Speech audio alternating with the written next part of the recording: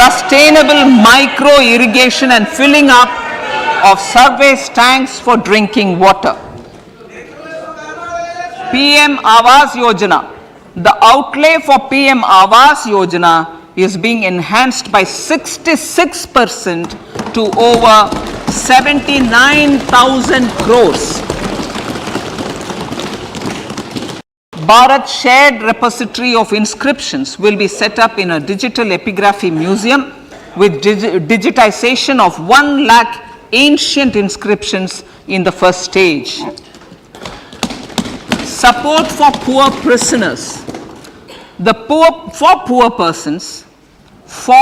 persons who are in prisons and unable to afford the penalty or the bail amount, required financial support will be provided.